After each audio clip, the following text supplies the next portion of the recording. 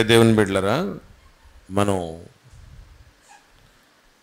గడిచిన ఒక 2 వారాలుగా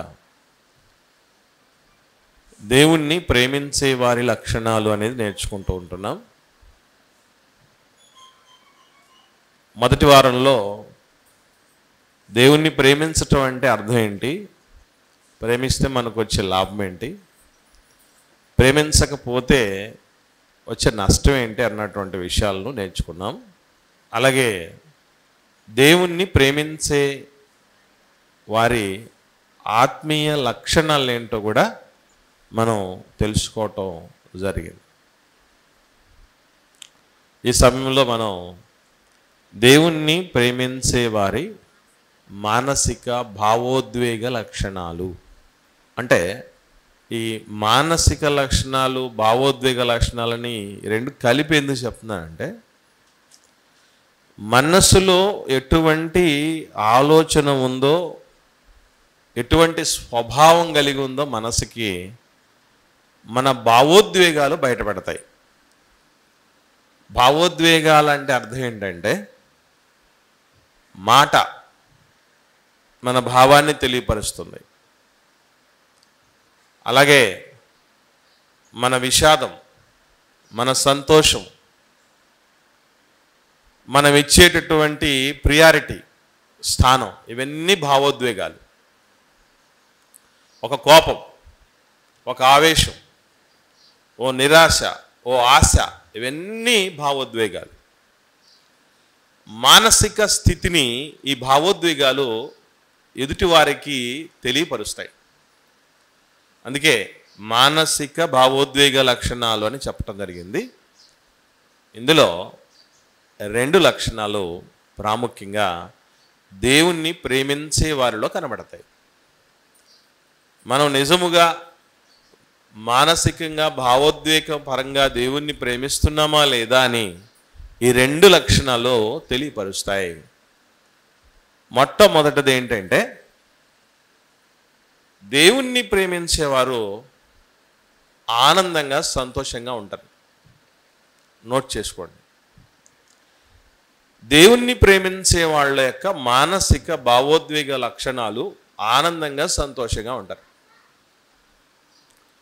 మీకు ఇక్కడ ఒక సందేహం కలగచ్చు, దేవుణ్ణి ప్రేమించని వాళ్ళు కూడా లోకంలో ఆనందంగా సంతోషంగా ఉన్నారు కదా, లేరా? దేవుడు లేడు, దేవుడు అనే లేడు అన్నటువంటి వాళ్ళు కూడా హ్యాపీగా ఉన్నారు కదా. ఉంటే ఎక్కడున్నాడో దేవుణ్ణి చూపించని ప్రశ్నించే హేతువాదులు కూడా హ్యాపీగా ఉన్నారు కదా. మనము నమ్ముతున్న జీవము కలిగిన దేవుణ్ణి కాకుండా వేరే దేవుళ్ళని దేవతలను నమ్ముతున్న వాళ్ళు కూడా హ్యాపీగా సంతోషంగా ఉన్నారు కదా అని అంటే, దేవుడు చెబుతున్న ఆనందానికి సంతోషానికి వేరొక నిర్వచనం ఉంది, వేరొక అర్థం ఉంది, వేరొక భావం ఉంది అని మరవకూడదు. ఆ తేడా ఏంటంటే, అన్నీ చక్కగా ఉన్నప్పుడు, సమృద్ధి ఉన్నప్పుడు, అనుకున్నవన్నీ సాధించినప్పుడు ఎవరైనా సంతోషంగానే ఉంటారు, ఎవరైనా ఆనందంగానే ఉంటారు. కానీ దేవునిలో ఉన్న దేవుని పిల్లల ఆనందం ఎలా ఉంటుందంటే, సమృద్ధితో సంబంధం లేకుండా, శోధనలతో, వేదనలతో, బాధలతో సంబంధం లేకుండా, పరిస్థితులతో నిమిత్తం అనేది లేకుండా వాళ్ళు హ్యాపీగా ఉంటారు. ఇది మనం గమనించాల్సినటువంటి లక్షణం. చూద్దాం, మనం ఏ ఏ విషయాల్లో దేవుడు సంతోషంగా ఉండమని చెప్పాడో ఆ విషయాలన్నింటిలోనూ మనం సంతోషంగా ఉన్నామంటే దేవుణ్ణి ప్రేమించేటటువంటి మానసిక భావోద్వేగ లక్షణాలు మనలో ఉన్నాయని అర్థం. ఇంతకు దేవుని పిల్లలంగా మనం వేటిలో సంతోషపడాలి? 1 by 1 ఆలోచన చేస్తూ ముందుకు సాగుదాం. దాదాపుగా 6 విషయాలు ఉన్నాయి. 6 విషయాల్లో సంతోషంగా దేవుని పిల్లలుగా మనం ఉండాలి. ఏమిటి 6 విషయాలు అని అంటే, ఒకసారి చూద్దాం. అపొస్తలుల కార్యములు 5వ అధ్యాయము 40 నుండి 42వ వచనాల వరకు చూద్దాం. చివరి వచనాలు ఉంటాయి అవి.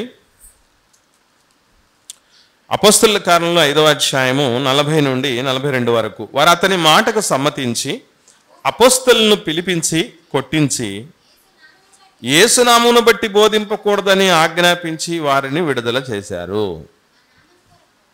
ఏం జరిగింది ఇక్కడ? ఒక ఉపద్రవం వచ్చింది, ఓ ప్రమాదం జరిగింది, ఓ అవమానకరమైన సంఘటన జరిగింది. అపోస్తలులను పిలిపించి కొట్టించి, మామూలుగా ఒక మనిషిని తీసుకెళ్ళి పోలీస్ స్టేషన్లో వేసి కొట్టించి విడుదల చేస్తున్నారంటే ఆ మనుషులు ఏం చేసి ఉండాలి? మహా అంటే ఓ అన్యాయమో, ఓ దుర్మార్గమో, దొంగతనమో, అత్యాచారమో, దోపిడీనో, లేకపోతే అలజడి సృష్టించటమో, అక్కడ ఏదో ఒక శాంతికి విఘాతం కలిగించే పని చేసి ఉండాలి కదా. ఇప్పుడు వీళ్ళు ఏం చేశారు? ఇలాంటివి ఏమీ చేయలే. అంతకు ముందు సందర్భంలో పుట్టినది మొదలుకొని ఒక కుంటివాణ్ణి బాగు చేశారు, సమాజంలో ఎవడు బాగు చేయకపోయినా. తర్వాత అతని నుంచి కానీ లేదంటే చుట్టుపక్కల ఉన్న సమాజం నుంచి కానీ మేము బాగు చేసాం కదా అని ఎవరి దగ్గర ఏమీ ఎక్స్పెక్ట్ చేయలే. వెండి బంగారం వాళ్ళ దగ్గర ముందు లేవు, తర్వాత వాటి కోసం ఆశ లేదు. ఎవడు బాగా చేయని వాళ్ళని బాగు చేశారు. అంత మాత్రమే కాకుండా దీనిని ఒక చక్కటి అవకాశంగా భావించి ప్రభువును వాళ్లకు పరిచయం చేశారు. ఇది వాళ్ళు చేసిన పొరపాటు లోకం దృష్టిలో. అటువంటి పరిస్థితుల్లో వీళ్ళు అవమానం అనేది పడలా. ఇదే స్టేజ్లో, ఇదే సిచ్యువేషన్లో మనం ఉన్నాం అనుకోండి, మనకే ఇది జరిగింది అనుకోండి, మనం ఇలా ఫీల్ అవ్వగలమా? కింద చూద్దాం ఏమనుందో. 41వ వచనం. యేసు ప్రభు నామం కొరకు అవమానము పొందుటకు పాత్రులమని ఎంచబడినందున వారు సంతోషించుచు మహాసభ ఎదుటి నుండి వెళ్ళిపోయారు. ప్రతిదినము దేవాలయంలో ఇంటింట మానక బోధించు. ఇక్కడ గమనించాల్సిన విషయం, ఈ మాటలు గమనించాల్సిన విషయం ఏంటంటే, ఇలాంటి పరిస్థితులు వచ్చినప్పుడు మనం ప్రతిదినము ఇలా ఉండగలమా?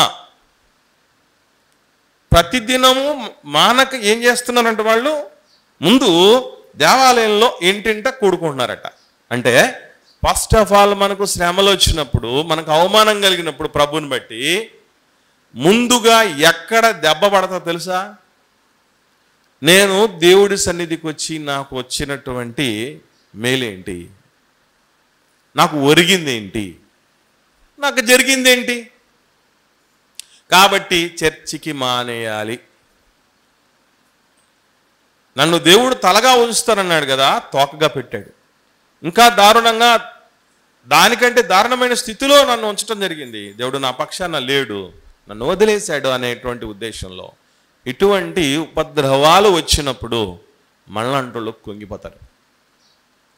కానీ అపోస్తలులకు ఉన్నటువంటి ఆ మొక్కవోనటువంటి మానసిక భావోద్వేగ దేవుణ్ణి ప్రేమించే లక్షణం ఎలాంటిదంటే, ఎంతటి అవమానము ప్రభువును బట్టి కలిగినా, ఒకసారి ఆలోచన చేయండి, అసలు నేను ప్రభువుల్లో ఉండడాన్ని బట్టి ఏవైనా మనకు అవమానాలు కలిగాయా? నంబర్ 1. ఒకవేళ కలిగి ఉంటే మనం పర్ఫెక్షన్లో ఉన్నామని అర్థం, మర్చిపోకండి. మనం సరైన దారిలో ఉన్నామని అర్థం. మీకు ఎవరి నుంచి ఎటువంటి ప్రభువును బట్టి ఏ అవమానాలు కలగట్లేదు అనుకోండి, మనం నామకార్థంగా ఉన్నాం, వేషధారణతోనే ఉన్నాం అని అర్థం, మర్చిపోకండి.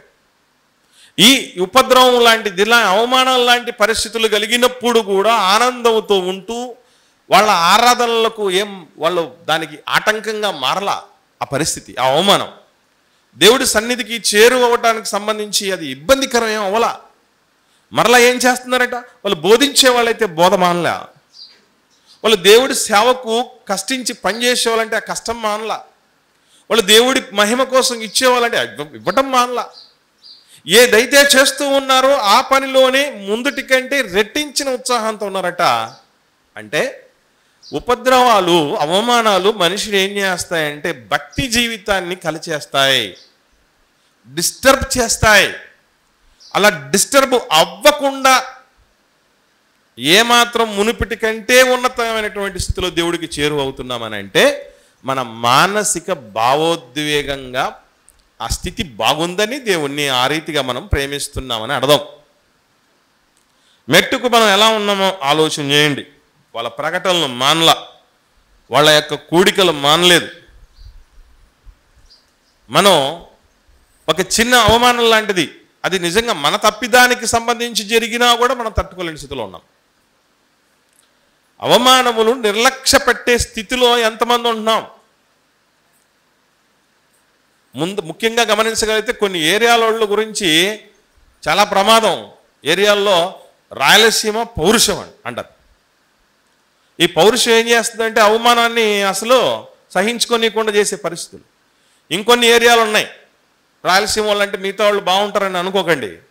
ఎందుకంటే ఉప్పు కారం తిన్న బాడీ, అంటే ఉప్పు కారం తిన్న బాడీలో అవమానాలని అవన్నీ చెవున పడితే మొత్తం మారిపోతాయి, పరిస్థితులన్నీ మారిపోతాయి. ఇలాంటి స్థితిలో ఉంటారు. గుర్తుపెట్టుకోవాల్సిన విషయం ఏంటంటే, మనం ఈ ప్రభువును బట్టి మనకు కలిగే ఏ అవమానాలైనా సరే, మనం మంచోళ్ళమైనా మంచోళ్ళు కాదంటున్నారు అనుకోండి, మనం నీతిమంతులం కాదంటున్నారు అనుకోండి, మనకు ధనాపేక్ష లేకపోయినా డబ్బు పిచ్చున్నోళ్ళు అంటున్నారు అనుకోండి, మనకు మత పిచ్చి లేకపోయినా మత పిచ్చున్నోళ్ళు అంటున్నారు అనుకోండి, మనం భక్తిపరులమైన భక్తి లేనోళ్ళు అంటున్నాం అనుకోండి, మనం బాధ్యత కలిగిన వాళ్ళమైనా బాధ్యత లేనోళ్ళు అంటున్నారు అనుకోండి,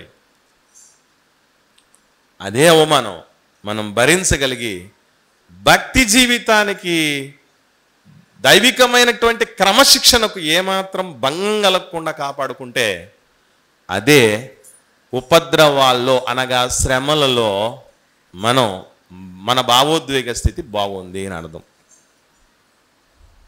దేవుణ్ణి ప్రేమిస్తున్నాం అని. తర్వాత మరొక ప్రమాదకరమైనటువంటి లక్షణం ఏమొస్తుందంటే జీవితంలో కరువు, లేమి. ఈ కరువు లాంటి పరిస్థితులు మనిషిని ఏం చేయడానికి అవకాశం ఉంటాయంటే దేవుణ్ణి ప్రేమించటంలో వెనకబడేటట్టు చేస్తాయి. ఇక బాగా అర్థం కావాలంటే కొన్ని విషయాలు చెప్తాను, ఆలోచన చేయండి. మన కళ్ళ ముందే ఎవరెవరో లోకంలో ఉన్నటువంటి వాళ్ళందరూ కూడా, లేదా నామకార్థంగా అదే బొటాబొట్టి భక్తి మనతో పోల్చినప్పుడు ఏమాత్రం సరైనటువంటి స్థాయిలో తొలతొగలేనటువంటి వాళ్ళందరూ కూడా చాలా సమృద్ధిగా ఉంటున్నారు. ఏం కొనాలంటే అది కొనేస్తున్నారు, ఏం తినాలంటే అది తినేస్తున్నారు, ఏ కట్టుకోవాలంటే అది కట్టేసుకుంటున్నారు, ఏది చెయ్యాలంటే అది చేసేస్తున్నారు. ఎంత చేసినా ఇంకా వాళ్ళ దగ్గర బాగా ఉంది కావలసినంత సమృద్ధి. అప్పుడప్పుడు చెప్తుంటారు, తరతరాలు కూర్చొని తిన్నా తరిగిపోనంత ఆస్తి అన్నట్టు పరిస్థితి. అలాంటి పరిస్థితుల్లో ఉన్న వాళ్ళని మనం చూసినప్పుడు సర్వసాధారణంగా మనకి ఏమనిపిస్తుంది అంటే వెంటనే దేవుడి మీద డౌట్ వస్తుంది. ప్రభువా, వాళ్ళకంటే నేను ఏ స్థితిలోనూ తక్కువని కాదు, తక్కువ దాన్ని కాదు. నా భక్తి నీకు తెలుసు. సంఘానికి నేను అందరికంటే ముందు వచ్చేదాన్ని. క్రమం తప్పకుండా నెల నేను కానుక ఇచ్చేటటువంటి వాడిని ఇచ్చేదాన్ని.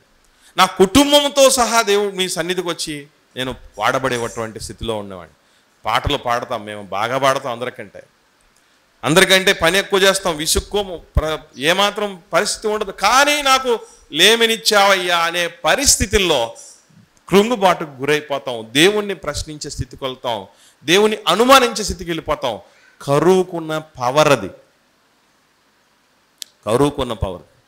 ఇప్పుడు కొన్ని సందర్భాల్లో ఇంకా బాగా ఆలోచన చేస్తే కరువులో ఉన్న వాళ్ళ కనీసం ఆరాధనలకు కూడా రాలేదు సక్రమంగా. ఆలోచన చేయండి. ఎందుకనంటే ఈ కరువు ఏం చేస్తుంది? మరి ఏదో ఒక రూపేనా కొంచెం దానిలోంచి బయటపడరు నాయన. నువ్వు చర్చికి పోతే ఏమొస్తుంది? ఇంకా ఒక 100 రూపాయలు కానుక నీకు ఖర్చు అవుతుంది. తర్వాత వెహికల్లో వచ్చేదానికి సంబంధించి అదొక ఖర్చు, నీ సమయం ఖర్చు, ఈ అక్కడున్న నష్టమే కదా అనే పరిస్థితులు కల్పిస్తుంది ఆ కరువు. కాబట్టి కరువులో కూడా మనం ఎలా ఉండాలి అన్నటువంటి విషయాన్ని ఒకసారి హబక్కూకు గ్రంథంలో ఒక దైవజనుడు ఎంత చక్కగా 3వ అధ్యాయంలో, హబక్కూకు గ్రంథం 3వ అధ్యాయము 17వ వచనం చూద్దాం. హబక్కూకు గ్రంథం 3వ అధ్యాయం 17వ వచనం.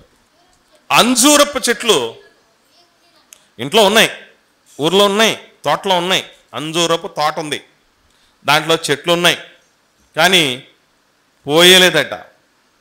చెట్లు పోయలే, ద్రాక్ష చెట్లు ఫలించటం లేదు, ఒలివ చెట్లు కాపు లేవు, చేనులో పైరు పంటకు రాలేదు, గొర్రెలు దొడ్డిలో లేవు, దొడ్డు ఉంది గొర్రెలు లేవు, శాలుంది పశువులు లేవు. ఇదే స్టేజ్ మనకుంది అనుకుందాం. బ్యాంకులో అకౌంట్ ఉంది, బ్యాలెన్స్ లేదు. బ్యాంకులో అకౌంట్ ఉంది, బ్యాలెన్స్ లేదు. పిల్లలు ఉన్నారు, చదవట్లా, చెప్పిన మాట వినట్లా. భార్య ఉంది, గుద్దిబండగా ఉంది. భర్త ఉన్నాడు, ఇబ్బందికరమైనటువంటి వాడిగానే ఉంటున్నాడు. ఇలాంటి పరిస్థితుల్లో ఉన్నప్పుడు కుదురుగా దేవా అని పాట స్వరమెత్తి గలమెత్తి పాడడానికి ఉంటుందా? మోకరించి ప్రార్థించడానికి అవుద్దా? దేవుడి సన్నిధి సంతోషంగా రావడానికి అవుద్దా? రావడంలా, కుదరదు. అది ఎందుకనంటే కరువులో దేవుని యందు ఆనందించటం అన్నది చాలా కష్టసాధ్యమైంది. ₹1,00,00,000 బ్యాంక్ బ్యాలెన్స్ ఉండి, పిల్లలందరూ సెటిల్ అయిపోయి, మంచి ఆరోగ్యంతో ఉండి, మంచి ఇల్లులు ఉండి, మంచి భూములు, స్థలాలు, పొలాలు, నగలు, నట్ర అన్నీ ఉన్నటువంటి వాడు దేవుడు సన్నిధికి వస్తున్నాడంటే పెద్ద విశేషమేం కాదు. అది ఎవడైనా వస్తాడు, ఎవడైనా రావడానికి అవకాశం ఉంది. ఎందుకంటే దేవుడు ఎన్నో ఇచ్చాడు నాకు, నేను హ్యాపీగా ఉన్నాను, ఇంక ఏం చేసేది ఏమి లేదు, ఎవడికి నేను అవసరం లేదు, ఆ దేవుడికన్నా మనకు వస్తానేమో అన్నట్టుగా వచ్చే పరిస్థితిలో ఉండేవాళ్ళు చాలామంది ఉంటారు. కానీ కరువులో లేమిలో ఉన్నటువంటి స్థితిలో ఉన్నా కూడా ఆయన యందు దేవుడి యందు సంతోషం పడాలి అంటే మన మానసిక స్థితిలో దేవుడికి సమున్నత స్థానం ఇచ్చి ఉండాలి. మన దేవుడు ఏమిటో మనకు అర్థమై ఉండాలి. ఇంకా చెప్పాలంటే దేవుడు అంటే పిచ్చి ఉండాలి. అట్లుంటేనే అవుతుంది, లేకుంటే అవ్వదు. ఈ చూద్దాం ఏమంటున్నాడు. అలా లేకపోతే నేను యెహోవా యందు ఆనందించదను, నా రక్షణకర్త అయిన నా దేవుని యందు నేను సంతోషించదను. ఇలాంటి లేమిలో ఉన్న సంతోషం పడుతున్నామా? పడగలమా? పోనీ ఇప్పుడు వరకు లేదనుకోండి, ఇక మీదటైనా ఈజ్ ఇట్ పాసిబుల్? అది మనకు సాధ్యమగునా? ఇది మనం ప్రశ్నించుకోవాల్సిన మరొక లక్షణం. తర్వాత లక్షణం చూద్దాం, ఎందులో ఎలాంటి పరిస్థితుల్లో దేవుని యందు ఆనందించాలనేది. అపొస్తలుల కార్యాలను 16వ అధ్యాయం 23వ వచనం చూద్దాం. అపొస్తలుల కార్యాలను 16వ అధ్యాయం 23వ వచనం చూస్తే, వారు చాలా దెబ్బలు ఫిలిప్పీ చెరసాలలోనికి తీసుకెళ్ళిపోయారు. పౌలు శీలని తీసుకెళ్ళిపోయిన తర్వాత జరిగినటువంటి సందర్భం, వారు చాలా దెబ్బలు కొట్టి వారిని చెరసాలలో వేసి భద్రంగా కనిపెట్టవాలని చెరసాల నాయకుడికి ఆజ్ఞాపించారు. అతడు అట్టి ఆజ్ఞను పొంది వారిని లోపలి చెరసాలకు త్రోసి వారి కాళ్లకు బొండ వేసి బిగించెను. అయితే మధ్యరాత్రి వేళ పౌలు శీల దేవునికి ప్రార్థించు. ఇదొక ఎత్తు అయితే గమనించండి, వీళ్ళు చెరసాలలోకి వెళ్ళారు, ఖైదులోనికి వెళ్ళాడు. ఏమంటే జైల్లో పడితే కూడా మనం దాన్ని స్తుతిశాలగా మార్చుకోగలవా? ఉన్నపాటున ఏ నేరం చేయలేదండి, జైలు పోయాం. ఎంత అవమానం అది, ఎంత అవమానం అది, ఎంత కృంగుబాటుకు గురి చేయటానికి అవకాశం ఉండేది ఆ పరిస్థితి. ఇప్పుడు ఆ పక్కన చుట్టుపక్కల ఉండేవాళ్ళు కూడా ఎట్లా హెరాస్ చేయడానికి అవకాశం ఉంటుంది? నేను మర్డర్ చేసి వచ్చాను, నువ్వేం చేసి వచ్చావు? నేను అత్యాచారం చేసి వచ్చా, నువ్వేం చేసి వచ్చావు? నేను దొంగతనం దోపిడీ చేసి వచ్చా, రాజద్రోహ నేరం చేశా, మన దేశానికి సంబంధించినటువంటి సీక్రెట్ సమాచారం అంతా పొరుగు దేశానికి అప్పగించా, నువ్వేమన్నా ఇలాంటివి చేసావా? ఎన్ని కోట్ల కుంభకోణంలో నువ్వు ఇరుక్కున్నావురా బాబు? ఇట్లాంటివన్నీ అడుగుతూ ఉంటే అసలే పుండు ఆల్రెడీ ఉంది. ఏ స్థితిలో ఉన్నారనుకున్నారు వాళ్ళు? చూడండి 33వ వచనంలో ఏ పరిస్థితిలో ఉన్నారో చూడండి. అక్కడ ఆ రాత్రి ఆ గడియలోనే అతడు వారిని తీసుకుని వచ్చి వారి గాయములు, అంటే ముందు గాయాలు ఉన్నాయి, కడిగింది ఏమీ లేవు. గాయాలు ఉండి కడగకపోతే ఎట్లా ఉంటుంది తెలుసా? గాయాలు మనకు గాయాలు అవుతూ ఉంటాయి. ఆ గాయాలతో ఏమాత్రం ట్రీట్మెంట్ లేకుండా అట్లాగే వదిలేస్తే దాని పరిస్థితి ఎట్లా ఉంటుంది తెలుసా అండి? అది ఇంకా ఎక్కువైపోతూ ఉంటాయి గాయాలు, దాని మీదికి క్రిములు వచ్చి వాలుతూ ఉంటాయి. మొత్తానికి చాలా ఇబ్బందికరమైనటువంటి పరిస్థితుల్లో ఉంటాయి. కొట్టడం అయితే కొట్టారు, కానీ కనీసం మానవతా దృక్పథంతో కనీసం వాళ్ళకి ట్రీట్మెంట్ కూడా ఇవ్వని దుస్థితిలో వాళ్ళని వదిలేశారు. ఇంతటి గాయాలతో ఉన్నటువంటి వాళ్ళు, చెరసాలకు వెళ్ళినటువంటి వాళ్ళు, టైం కాని టైంలో, ప్లేస్ కాని ప్లేస్లో చెరసాల్లో ఉండి ఏం చేస్తున్నారట వీళ్ళు? పౌలు శీల దేవునికి ప్రార్థిస్తూ కీర్తనలు పాడుతూ ఉన్నారు. ఏమంటే కీర్తనలు పాడుతూ ఉంటున్నటువంటి రీతిగా ఉన్నారని, ప్రార్థన చేస్తున్నారని మాత్రమే ఉంది కదా. వాళ్ళు సంతోషించినట్టు ఎలా అనుకోగలం మనం? అక్కడ ఉంది వాళ్ళు సంతోషంగా ఉన్నారని. పౌలు శీలలు సంతోషంగా ఉన్నారని మీకు ఎవరైనా చెప్పారా? అక్కడ ఎవరు చెప్పలేదే. కానీ ఎలా చెప్తున్నాం వాళ్ళు సంతోషంగా ఉన్నారని? అంటే యాకోబు రాసిన పత్రిక 5వ అధ్యాయం 13వ వచనాన్ని చూసి ఇక్కడికి వద్దాం, మీకు అర్థమవుద్ది. యాకోబు రాసిన పత్రిక 5వ అధ్యాయం 13వ వచనంలో,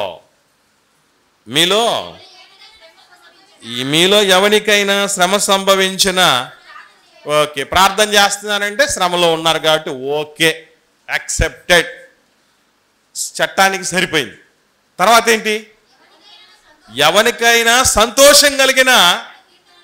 సంతోషం కలిగితే ఏం చేయాలంట? అంటే వీళ్ళు కీర్తనలు పాడుతున్నారంటే శ్రమలలో సంతోషిస్తున్నారు. అందులో మరలా అవమానంలో, ఖైదులో ఉన్నప్పుడు సంతోషిస్తున్నారు, గాయాలున్నా సంతోషిస్తున్నారు, అవమానాలున్నా సంతోషిస్తున్నారు. అన్ని పరిస్థితుల మధ్య మరలా చిత్రం ఏంటంటే, ఖైదీలు ఎందుకు ఉంటున్నారంటే ఈ ప్రపంచంలో వాళ్ళు ఎప్పుడు ఇలాంటి ఖైదీలను చూసి ఉండరు. ఖైదీ నెంబర్ 1, 2 అంతే. ఎందుకంటే వీళ్ళ తర్వాత ఇంకెవడు ఉన్నాడు. వీళ్ళ తర్వాత పౌలు శీల లాంటి వీళ్ళ తర్వాత ఈ స్టేజ్లో, ఈ స్థితిలో ఎవడు ఉన్నాడు. వీళ్ళేంట్రా బావు, ఎన్ని మాట్లాడుతున్నా ఏం మాట్లాడట్లేదు, ఎదురు చెప్పట్లేదు. ఏ కారణాన్ని బట్టి నువ్వు ఈ స్థితిలో ఉన్నావంటే ఏ మాత్రం రిప్లై లేదు, వాళ్ళలో ఏ మాత్రం కోపం లేదు, ఆక్రోశం లేదు, అసమ్మతి లేదు, ఏది లేకపోగా మరలా ప్రార్థనలు చేస్తున్నారు. వీళ్ళు గాయాలతో ఉన్నారు, మోకాలు. ఇప్పుడు పోలీసులు కొట్టేటప్పుడు ఎక్కువ ఏ ప్లేస్లో కొడతారు తెలుసా మీకు? మోకాళ్ళకు కొడతారు, మోచేతులకు కొడతారు, కాళ్ళకు కొడతారు. అటువంటి పరిస్థితుల్లో ఉన్న వాళ్ళు ప్రార్థన చేస్తున్నారట. ఎంత డ్యామేజ్ చేశారో. కొన్ని సందర్భాల్లో పోలీసులు కొట్టేటప్పుడు నోట్లో పళ్ళు కూడా రాలిపోతాయి. అటువంటి పరిస్థితుల్లో కూడా ఏం చేస్తున్నారు వీళ్ళు? కీర్తనలు పాడుతున్నారు. విచిత్రమైన విషయం చెప్పమంటారా? మనల్ని ఎవడు జైలు వేసి ఉన్నాడు, మనల్ని ఎవడు అవమానపరిచి ఉన్నాడు, మనకి ఎవడు గాయం చేసి ఉన్నాడు, మన మూతి మీద ఎవడు కొట్టున్నాడు, మన మూతి పళ్ళు రాళ్ళు కొట్టేట్టు ఎవడు చేసి ఉన్నాడు. కానీ ఒక కీర్తన పాడడానికి నోరు పెగలదు. దేవుణ్ణి సంతోషంగా ఆయన కీర్తించటానికి నోరు రాని స్థితిలో ఎంతోమంది ఉంటారు. అంటే ఈ ఖైదులో ఉన్నప్పుడు కూడా ఆనందించగలిగినటువంటి స్థితి ఉంటే వాళ్ళ మానసికంగా, భావోద్వేగ పరంగా దేవుణ్ణి ప్రేమిస్తున్నారని అర్థం. నాకు ఈ స్థితిలో ఎందుకు తెచ్చావు దేవా, నన్ను ఎప్పుడు విడిపిస్తావు, తెచ్చావు కానీ బెయిలన్నా తెప్పించు, ఈ జైలు నుంచి బయటికి రప్పించు. సంఘమేమో ప్రార్థన చేస్తున్నది కానీ జైల్లో బండోళ్ళు మాత్రం ప్రశాంతంగా ఉన్నారు. బేసిక్గా ఏం జరగాలి? లోపలికి వచ్చినోడికి టెన్షన్లో ఉండాలి. వీళ్ళు ఏ తప్పుడు కేసులు బనాయించి మమ్మల్ని లేకుండా చేస్తారు ఈ భూమి మీద అనేటువంటి ప్రాణం మీద తీపి ఆశ ఉండాలి. కానీ లోపల ఉన్నాడు ప్రశాంతంగా ఉన్నాడు, బయట ఉన్న సంఘం ఏమో కకావికలైపోతుంది. ఇది కారణం ఏంటంటే వాళ్ళ మానసిక స్థితిలో దేవుడికి ఉన్నటువంటి స్థానం అలాంటిది. నా ఖైదుల్లో కూడా నా దేవుడు నాకు చాలినవాడు అన్నటువంటి స్థితిలో వాళ్ళకు ఆ స్టాండర్డ్స్ ఉన్నాయి. భక్తి జీవితపు ఆనవాళ్ళు అలాంటివి ఉన్నాయి. కాబట్టి దేవుణ్ణి ప్రేమించే వారి లక్షణాలలో మరొక లక్షణం ఏంటంటే ఖైదుల్లో కూడా దేవుణ్ణి ప్రేమించగలగాలి. తర్వాత చూద్దాం, కొరింథీయులకు రాసిన 2వ పత్రిక పౌలు గారు 6వ అధ్యాయం.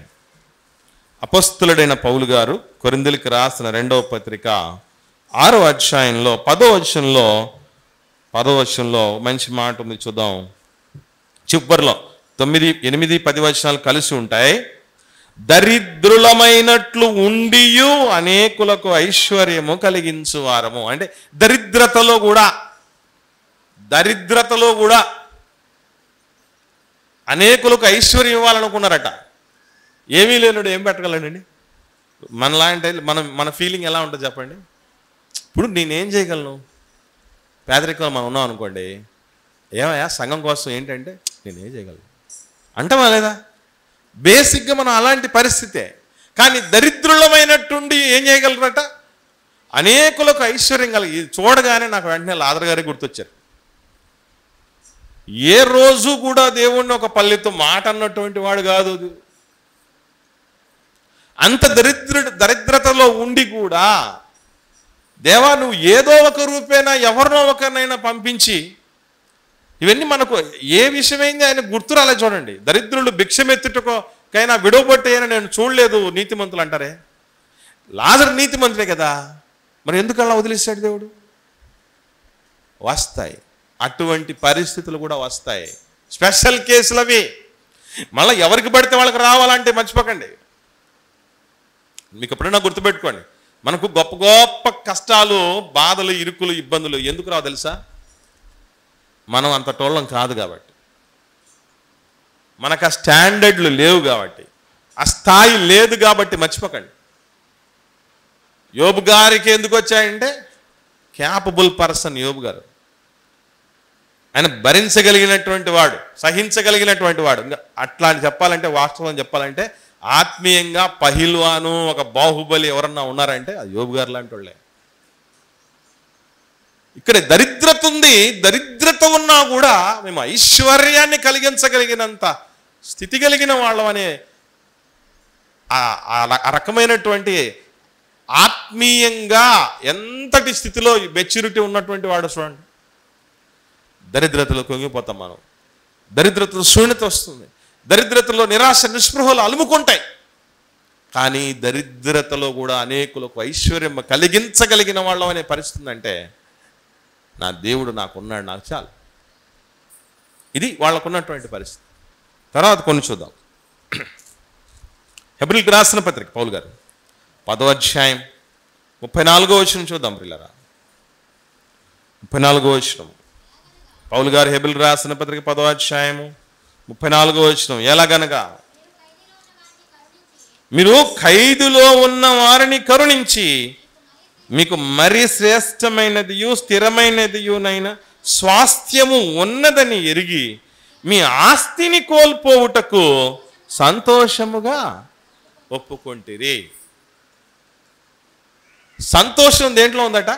దేంట్లో పడుతున్నారట? ఇప్పుడు ఆస్తిని కోల్పోయేటప్పుడు ఎవరికైనా సంతోషం కలుగుతుంది? మీరు చెప్పండి. మనలో మన మాట ఆలోచన చేయండి. ఆస్తిని కోల్పోతుంటే, ఉన్న ఆస్తి పోతూ ఉంటే సంతోషమా? ఉన్నది కాస్త పెరుగుతూ పెరుగుతూ పెరుగుతూ పోతూ ఉంటే, ఇంటింటే ఒటడింటే అన్నట్టుగా ఉంటే, వేలు కాస్త లక్షలై, లక్షలు కాస్త కోట్లై, కోట్లు కాస్త లక్షల కోట్లై పోతూ ఉంటే, సెంటు కాస్త 100 సెంట్లయ్యి ఎకరాలై, ఎకరాలు పోయి ఊర్లై, ఊర్లు పోయి దేశాలై, అంత మనకు ఆస్తి పెరుగుతూ ఉంటే సంతోషం ఉండొచ్చు. కానీ ఆస్తి కోల్పోయేటప్పుడు కూడా సంతోషమా? ఆస్తి కోల్పోయేటప్పుడు కూడా సంతోషమా? మరలా ఇక్కడ గుర్తుపెట్టుకోవాల్సినటువంటి విషయం, సొంత వాళ్ళ కోసం మనం పెట్టేస్తుంటాం. అట్ల రకం పోవటం కాదు, గోడకు సున్నం వేసినటువంటి రీతిగా ఆస్తి పోవడం. అంటే ఎక్కడ ఏ రీతిగా పోగొట్టుకోవటం అనుకుంటున్నారు? దేవుడి మహిమ కోసం కోల్పోవటం, సంఘం కోసం, సహవాసం కోసం, ఆత్మల రక్షణ కోసం మనం కోల్పోవటం, దానిలో సంతోషం. ఈ సంవత్సరం దేవుడికి బాగా ఇచ్చి మనం కొంచెం సంకట స్థితిలోకి వచ్చాం, చాలా సంతోషంగా ఉంది బ్రదర్ అని ఎవడన్నా మీతో మాట్లాడని చూసారా? పోయిన ముందు సంవత్సరాల కంటే దేవుడి సేవలో చాలా ఎక్కువ ఖర్చు పెట్టేసి ఈరోజు మేము ఆస్తిని కొంచెం తగ్గిపోయింది. ₹1,00,000 ఆస్తి ఉండేది, ఇప్పుడు 10,000కి వచ్చింది, దేవుడికి స్తోత్రం అనే పరిస్థితి ఉంటుంది మనకి. ఏం దేవుడు ఎప్పుడు చూసినా మాకు 10 రెట్లు ఇస్తాం 10 రెట్లు ఇస్తాం అంటూ ఉన్నాడు, కానీ ఎప్పుడు నుంచో చూస్తున్నా 10 రెట్లు కాదు 2 రెట్లు కూడా కాలే అని బాధపడే వాళ్ళుగా ఉంటాం తప్ప ఆస్తిని కోల్పోవటకు కోల్పోయినా కూడా సంతోషం ఉంటుందా? నాకెప్పుడు సంఘంలో కొందరిని చూసినప్పుడు చాలా ఆశ్చర్యం అనిపిస్తుంది. ఏమిటా ఆశ్చర్యం అంటే, సంతోషంగా ఇచ్చిన వాళ్ళు ఉన్నారు. ఎందుకనంటే అది దేవుణ్ణి ప్రేమించేటటువంటి వాళ్ళ యొక్క, సంఘాన్ని ప్రేమించే వాళ్ళ యొక్క మానసిక భావోద్వేగ లక్షణం. ఆస్తిని దేవుడి సేవలో కోల్పోతూ ఉన్నప్పుడు సంతోషమా? అసలు దేవుడి సేవలో ఆస్తిని ఎంత పోగొట్టుకుంటాం మనం? ఇంటికి వెళ్ళిన తర్వాత లెక్కలేసుకొని చూడండి, మీకు గట్స్ ఉంటే. దేవుడు నాకు ఇచ్చిన సంపాదనలో నా ఆస్తిని నేను ఎంత పోగొట్టుకున్నా ఇప్పటిదాకా ఆయన మహిమ కోసం, ఆయన సంఘం కోసం లెక్కేసుకోండి. మనం ఇప్పుడు దాకా ఎవరి కోసం ఖర్చు ఎక్కువ పెట్టామనేది కూడా లెక్కేసుకొని చూడండి, దొంగలెట్టి దొరికిపోతారు. మనం దేవుణ్ణి ప్రేమించే వారి మానసిక భావోద్వేగ లక్షణాలు మనకు బాగున్నాయో లేవో మనకు అర్థం అవుద్ది. తర్వాత చూద్దాం చివరిది, పేతురు రాసిన మొదటి పత్రిక 4వ అధ్యాయం. పేతురు గారు రాసిన మొదటి పత్రిక 4వ అధ్యాయం 12-13 వచనాలు చూద్దామండి. 12-13 వచనాలు. ప్రియులారా, మిమ్ములను శోధించుటకు మీ కలుగుచున్న అగ్ని వంటి మహాశ్రమలను గుర్చి మీకు ఏదో ఒక వింత సంభవించినట్లు ఆశ్చర్యపడొద్దు. క్రీస్తు మహిమ బయలుపరచబడినప్పుడు మీరు మహానందముతో సంతోషించు నిమిత్తం క్రీస్తు శ్రమలలో మీరు వారై ఉన్నంతగా సంతోషించండి. ఎట్లా సంతోషించమన్నాడు? క్రీస్తు శ్రమలలో పాలివారము అన్నంతగా సంతోషించాలట. అసలు మనం క్రీస్తు పొందే మహిమలో పాలు పొందాలనుకుంటాం, అవునా కాదా? క్రీస్తు పొందిన ఆధిక్యతలో, ఆయన పొందినటువంటి సమున్నత స్థానములో, లేదా ఆయన ఎక్కినటువంటి సింహాసనంలో పాలు పొందాలనుకుంటాం తప్ప, నా ప్రభు పొందిన శ్రమలలో పాలువాడనై ఉండాలి అన్నంత ఆనందం ఉంటుందా? కష్టాలు ఎక్కువైపోయినప్పుడు ప్రభుకు దగ్గరగా పోతున్నా అనే పరిస్థితి వస్తుంది మనకి, క్రీస్తుకు దగ్గరగా పోతున్నా అనే పరిస్థితి ఉంటుంది మనకి. ఆ ఉన్నవన్నీ ఎక్కువైపోతున్నాయి అనే పరిస్థితే తప్ప, ప్రభువా నీ మహిమలో నీ సేవ కోసం, నువ్వు సంఘం కోసం చేసిన దాంట్లో చాలా దగ్గరగా నీ కోసం వస్తున్నందుకు నాకు సంతోషం ఉందన్నటువంటి పరిస్థితి లేదు. క్రీస్తు శ్రమల్లో పాలివారమైనట్టుగా మహానందంతో ఉండండి అన్నాడు. కాబట్టి క్రీస్తు వంటి శ్రమలు కలిగిన, క్రీస్తు పొందిన లాంటి శ్రమలు లాంటివి వచ్చినప్పుడు కూడా మనం ఆనందంతో ఉంటున్నామంటే అప్పుడు మనం అర్థం చేసుకోవాలి, అప్పుడు మనం ఫిక్స్ అయిపోవాలి. ఏమనంటే మన యొక్క మానసిక భావోద్వేగం దేవుణ్ణి ప్రేమించటంలో పర్ఫెక్ట్గా ఉంది అని. ఇవన్నీ చెక్ చేసేటి మనం ఏ రీతిగా ఉన్నాం దేవుణ్ణి ప్రేమించడంలో, ఎక్కడ ఏ స్థాయిలో ఉన్నాం అని ఆలోచన చేయండి పిల్లలు. తర్వాత రెండవ లక్షణాన్ని మనం చూద్దాం, త్వరగా ముగించబడుతుంది ఇది. దేవుణ్ణి ప్రేమించే వాళ్ళ యొక్క మానసిక భావోద్వేగ లక్షణాల్లో మరొక లక్షణం ఏంటంటే వాళ్ళు సంతృప్తిగా ఉంటారు. సంతృప్తిగా ఉంటారు. దేన్ని బట్టైనా సంతృప్తితో ఉంటారు. అసలు సంతృప్తి అన్నటువంటి ఆ మాటకున్న అర్థం ఏంటో తెలుసండి? చాలును అనే మానసిక భావనట. చాలును అని మనం కూడా చాలును అంటాం. ఎప్పుడు ఏం చాలును అంటాం తెలుసా? చెప్తాను. ఈ కష్టాలిక చాలు, ఈ బాధలిక చాలు, ఈ వేదనలిక చాలు, ఈ పేదరికమిక చాలు, ఈ అవమానాలిక చాలు, ఈ సోటిపోటి మాటలిక చాలు, ఈ వేదనలిక చాలు, ఈ రోగాలిక చాలు, ఈ అప్పులిక చాలు. ఇవి చాలనుకుంటాం. చాలును అనగానే మేము కూడా చాలని చాలా అనుకుంటారు. అసలు ఎటువంటి స్థితిలో చాలనుకోవాలంటే నీకు నాకు దేవుడు ఏ స్థితి ఇచ్చాడో అది అనుకుంటావా? పాట అయితే అంటావు చాలునయ్యా అని, ఉత్తదే పాట అయితే చాలునయ్యా అంటావు. చూద్దాం ఒకసారి ఎటువంటి సంతృప్తి ఉండాలో. ఒకసారి పౌలు గారు మాట్లాడుతూ అంటున్నాడు. ఫిలిప్పీలకు రాసిన పత్రిక 4వ అధ్యాయం. అపోస్తలుడైన పౌలు గారు ఫిలిప్పీలకు రాసిన పత్రిక 4వ అధ్యాయం 11వ వచనం చూద్దాం ప్రియులారా. 11వ వచనం. నాకు కొదువ కలిగినందున నిన్నిలాగు చెప్పుటలేదు, నేను ఏ స్థితిలో ఉన్నానో నేను ఏ స్థితిలో ఉన్నానో, నేను ఏ స్థితిలో ఉన్నానో ఆ స్థితిలో సంతృప్తి కలిగి అసలు నేర్చుకోవాల్సింది ఇది. నేను ఏ స్థితిలో ఉన్నా సంతోషంగా ఉండటం నేర్చుకుంటున్నానంటే ఇది ఎంత కష్టం తెలుసండి ఎవరికైనా. ఏ స్థితిలో ఉన్నా సంతోషంగా ఉండడం నేర్చుకొని ఉన్నాను అనేది ఎంత కష్టం అనుకుంటున్నారు, ఎంత సవాల్ అనుకుంటున్నారు అది.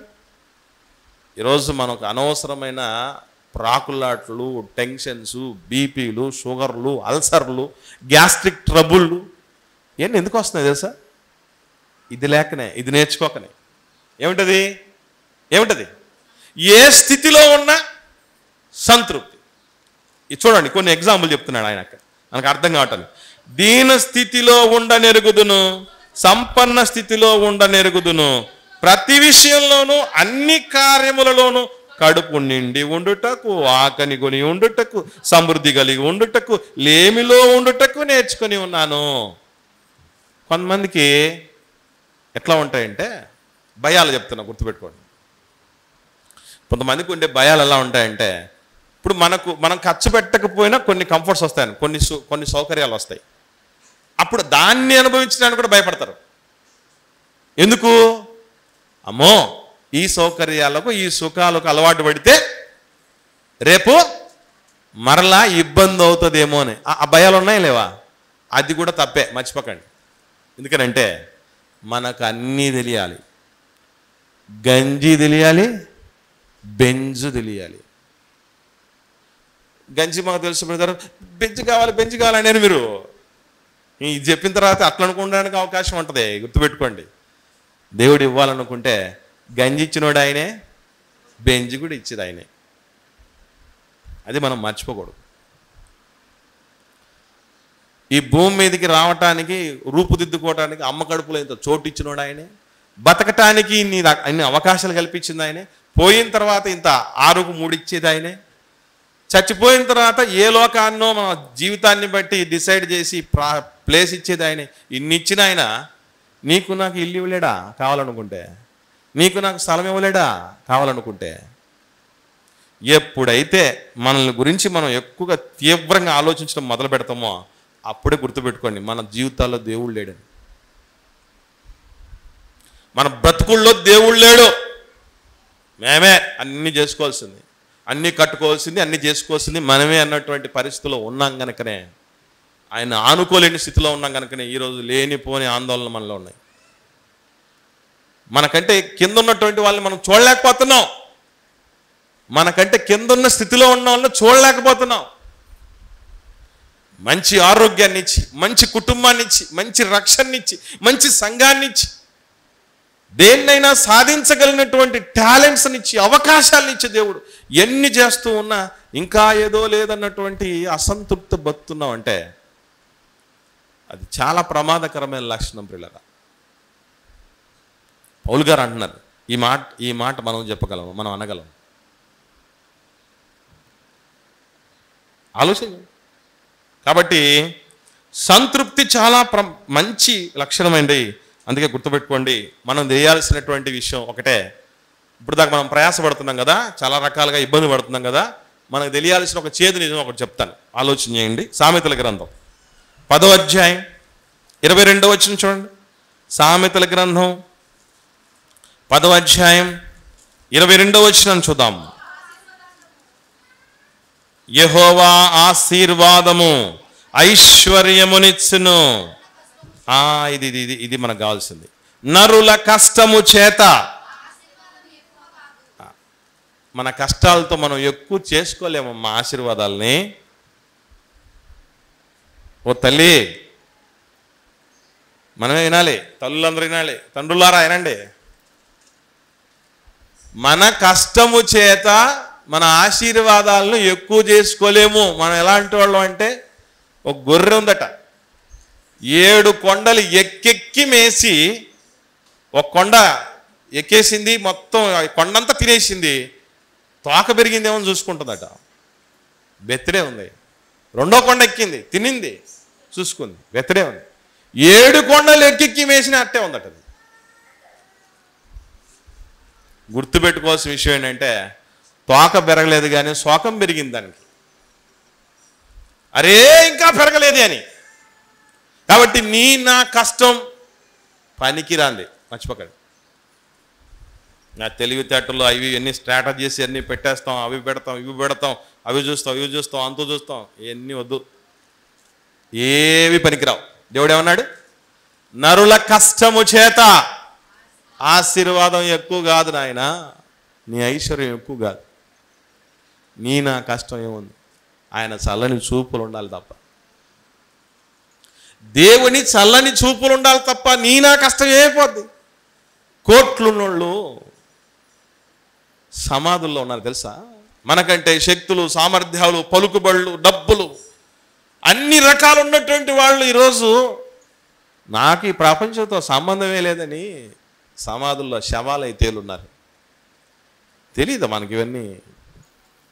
తెలీదా?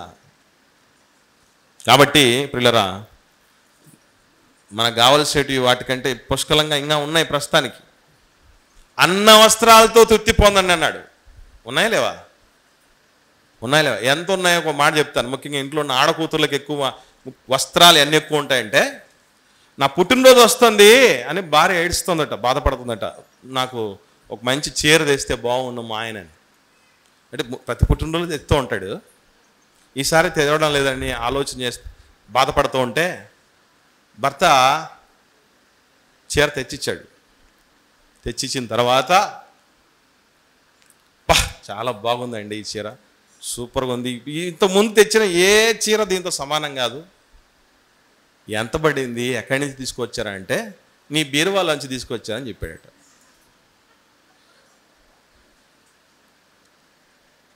నీ బీరువాలోంచి తీసుకొచ్చాను అని. ఎప్పటిది అంట మనకు తెలుసా మీకు?